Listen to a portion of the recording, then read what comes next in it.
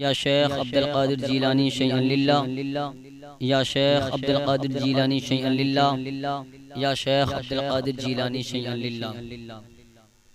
प्यारे दोस्तों, अल्लाह ताला कुरान शरीफ में इरशाद फरमाता है, या अय्युहल्लज़ीना आमनुत्तकुल्लाह वकूनू मअस्सादिकीन, ए ईमान वालो अल्लाह से डरो और सच्चों के साथ हो जाओ।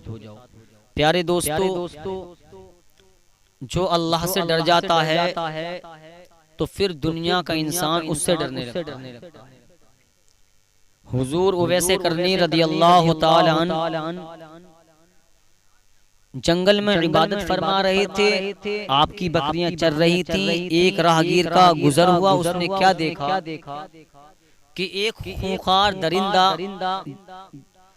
जिसको हम भेड़िया कहते हैं, वो हुजूर उवैस करनी रदियल्लाहु ताला की बकरियों की तरफ को अपनी गर्दन घुमा घुमा कर देख रहा था।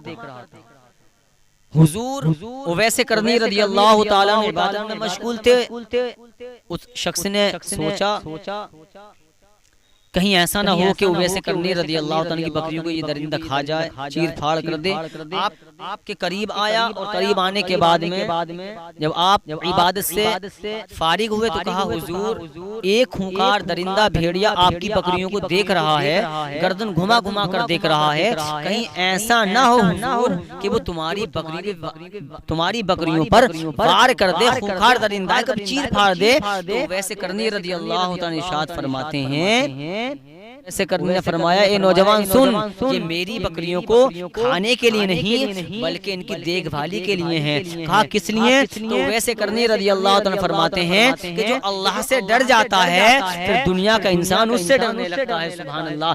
इसी तरह जिसने जो अल्लाह से डर गया, जिसने अल्लाह की इताअत में अल्लाह की रजा में अपनी रजा समझी, आज वो कामयाब है। आप हुजूर गौसे पाक रदियल्लाहु ताला अन्हु को देखिए, हुजूर गौसे आजम का कैसा मकाम अल्लाह ताला ने बनाया है। अल्लाह ताला ने हुजूर गौसे आजम रदियल्लाहु ताला अन्हु को कितनी पावर दी है, कितना ताकतवर बनाया है। आपने वो मशहूर मारूफ वाकया सेब वाला वाकया सुना होगा। आपके वालिद मोहतरम की उम्र उस टाइम 20 से 21 साल की थी या 22 साल की जो भी थी, इतनी उम्र थी, नौजवान थे, नेक थे, पारसा थे। आप एक नहर के करीब गुजर रहे थे, भूख की शिद्दत हुई, एक सेब पर निगाह पड़ी, आपने वो सेब उठाया और आपने खा लिया। जब सेब खाया, जब सेब खाने के बाद में जहन में बात आई कि मैंने ये सेब तो खा लिया है, कहीं ऐसा ना हो कि ये सेब मेरे अंदर खून बनेगा, इस खून को फिर मेरी रगों में जब पेवस्त हो जाएगा, कहीं ऐसा ना हो कि मेरे बच्चों की भी नसों में, मेरे बच्चों की भी जिस्म के अंदर ये खून बहेगा तो इसका बुरा असर हो सकता है। अल्लाह का खौफ पैदा हुआ। जब खौफ पैदा हुआ अल्लाह ताला का, क्योंकि आपके हुजूर गौसे पाक रज़ियल्लाहु ताला के वालिद साहब भी वली थे, नेक थे, तो आपने उस नहर के किनारे जाना शुरू कर दिया। अब जाते रहे, एक बाग देखा सेब का जिसकी टहनियां उस नहर की तरफ हो रही थी। आप समझ गए कि वाकई इसी बाग से ये सेब बहकर आ रहा होगा। आप जो है बाग के अंदर गए, अंदर जाने के बाद आवाज दी तो एक बुजुर्ग आए। आने के बाद में कहा क्या काम है? तो हुजूर गौसे पाक रज़ियल्लाहु ताला के वालिद साहब जिन्होंने सेब खाया तो कहा मैंने बिना इजाजत के सेब खा लिया है। वो यकीनन बिल्कुल सही तौर पर वो आपके बाग से ही बहकर गया है। तो कहा फिर किस लिए आया? कहा माफी चाहता हूँ, मैंने आपकी बिना इजाजत के सेब खा लिया। जब सेब खा लिया तो आप मुझे माफ कर दें, माफी तलब है आपसे, आप मुझको माफ कर दें। हुजूर गौसे पाक रज़ियल्लाहु ताला गुनाह ना हो। हुजूर गौसे आज़म रज़ियल्लाहु ताला का नाम इसलिए ले रहा हूँ कि आपके जल्दी समझ में आए। तब उन बुजुर्ग ने कहा कि माफी तो मिलेगी लेकिन माफी अभी नहीं मिलेगी और इस तरह नहीं मिलेगी। तुम्हें मेरी बाग की इतनी खिदमत करनी पड़ेगी, कुछ साल खिदमत करनी पड़ेगी। हुजूर गौसे पाक रज़ियल्लाहु ताला के वालिद साहब ने कुछ सालों तक आपके बाग की खिदमत करते रहे। फिर कहा माफी तो मिल जाएगी ना? तो हुजूर गौसे पाक रज़ियल्लाहु ताला के नाम कहा माफी मिलेगी, बिल्कुल मिलेगी। जब वो वक्त पूरा हुआ तो कहा अब तो माफ कर दो। कहा माफी मिलेगी लेकिन अभी नहीं मिलेगी। कभी एक शर्त और है। कहा बताइए कौन सी शर्त है? कहा एक मेरी नौजवान बेटी है, तुम्हें उससे निकाह करना पड़ेगा, निकाह करना पड़ेगा। कहा ठीक है मैं निकाह कर लूंगा। तो कहा मेरी कुछ शर्तें हैं। कहा क्या? कहा सुनो, जो मेरी बेटी है वो दोनों पैरों से बेकार है, चल नहीं सकती। कहा ठीक है शर्त मंजूर है। कहा मेरी जो बेटी है जो उसके दोनों हाथ हैं बिल्कुल बेकार है, वो कुछ काम नहीं कर सकती। तो कहा ये भी मंजूर है। कहा मेरी बेटी दोनों आंखों से देख नहीं सकती। कहा ये भी मंजूर है। दोनों कानों से सुन नहीं सकती। कहा ये भी मंजूर है। सारी शर्तें हुजूर गौसे पाक रज़ियल्लाहु ताला के वालिद साहब ने कबूल फरमा ली।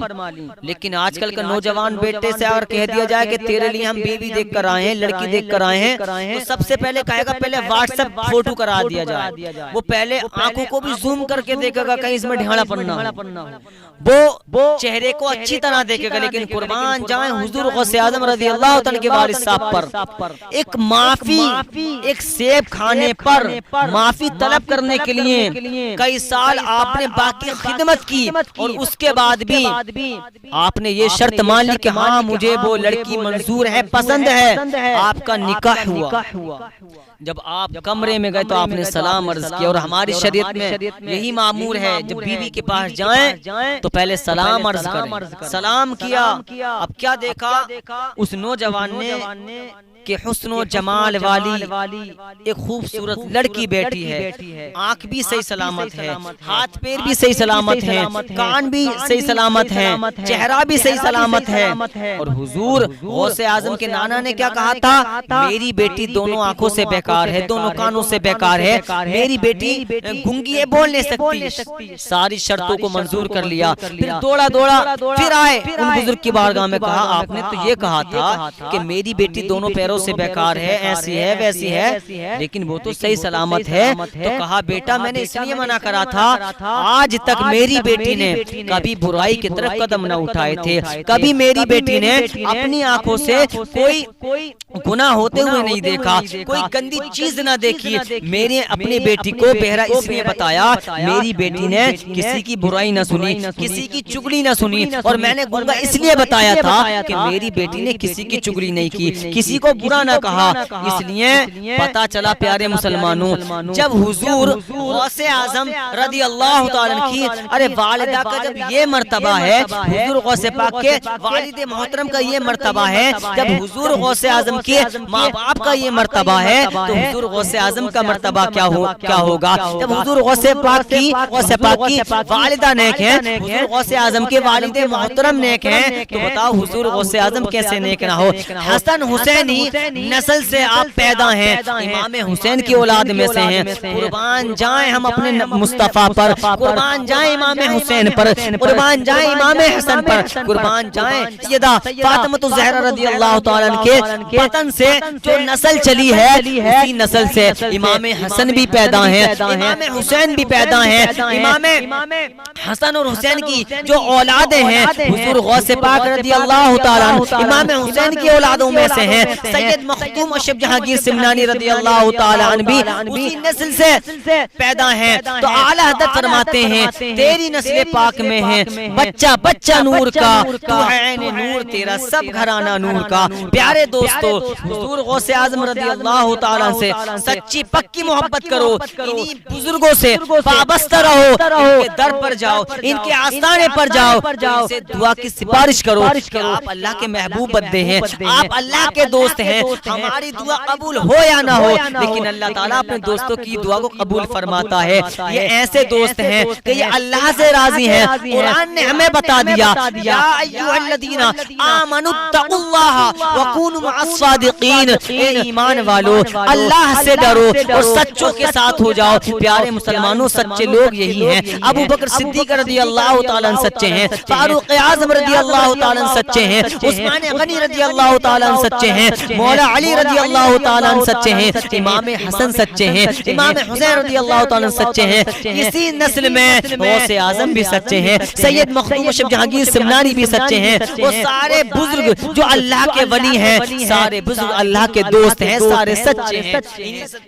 इन्हीं सच्चों का साथ पकड़ लो, इन्हीं सच्चों का हाथ पकड़ लो, इन्हीं सच्चों का दामन पकड़ लो। अब इन्हीं सच्चों का दामन पकड़ने का मतलब ये मत समझना कि हम इनके आस्थाने पे गए और जो इनके आस्थाने पे चादर में उससे को पकड़ लिया। पकड़ने का मकसद ये है, इन बुजुर्गों ने, इन अल्लाह के नेक बंदों ने नमाज को कभी नहीं छोड़ा था। हमें नमाज कभी नहीं छोड़नी है। इन्हीं नेक अल्लाह के नेक बंदों ने, अल्लाह के नेक वलियों ने, अल्लाह के नेक बंदों ने, अल्लाह के दोस्तों ने कभी नमाज नहीं छोड़ी थी। हमें भी नमाज नहीं छोड़नी है। कभी कुरान की तिलावत नहीं छोड़ी थी, हमें भी कुरान की तिलावत करनी है। इन्होंने अपने माँ बाप की खिदमत की थी, हमें भी माँ बाप की खिदमत करनी है। कुर्बान जाएं। जब वालिद और वालिदा जब नेक होती है, जब पासा होती है, तभी गौसे आजम पैदा होते हैं, तभी मखदूम अशरफ जहांगीर सिमनानी पैदा होते हैं, तभी आला हज़रत पैदा होते हैं। और जितने बुजुर्ग होते हैं वो उनकी नस्ल जो चलती है उनके माँ बाप से चलती है। इसलिए इन बुजुर्गों से वाबस्ता रहो, इनसे दुआएं कराया करो, इनसे सिफारिश के लिए कहा करो कि आप अल्लाह ताला की बारगाह में दुआ कर दें कि अल्लाह ताला हमारी मग़फ़िरत फरमाए।